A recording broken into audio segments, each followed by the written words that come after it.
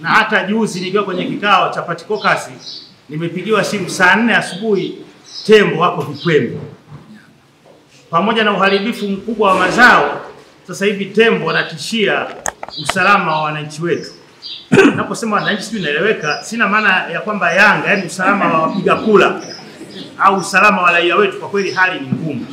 Lakini tukiuliza majibu tunayopewa pale Mikumi, tunayo game warden pale, afisa wanyamapori, na tuna silaha ipo pale.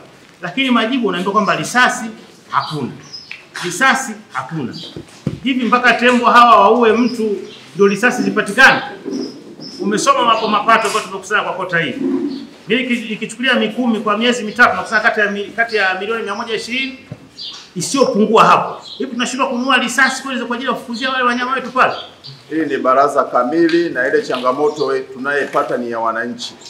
Baraza hili la mwisho naomba liazimie kuhakikisha kwamba halmashauri inapambana kutatua lile tatizo la wanyamapori kule. Na tunapozungumzia wanyamapori haina maana kwamba eti wanayesumbuka pale ni wenye mashamba tu, mwenyekiti. Wale wanyama wanapoteza maisha ya watu na ni wananchi wetu.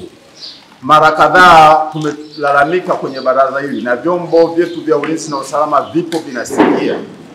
Mimi ni shauri halmashauri iwekee uzito hili jambo, kuhakikisha kwamba idara inayohusika inawezeshwa kikamilifu ili kutatua tatizo kubwa ambalo la hawa wanyamapori, lakini pia linapoteza maisha ya wananchi wetu.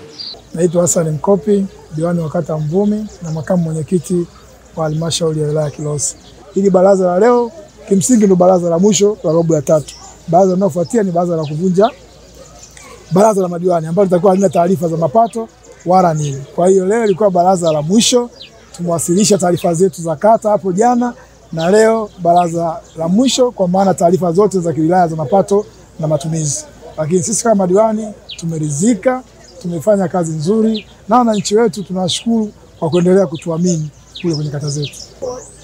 Tunashukuru, kama mnavyofahamu wilaya yetu ya Kilosa tuna mbuga ya wanyama hapa ya Mikumi. Kwa hiyo kuna kata za jirani kama kata Mwenda, Mikumi, Kilangali na Kimamba.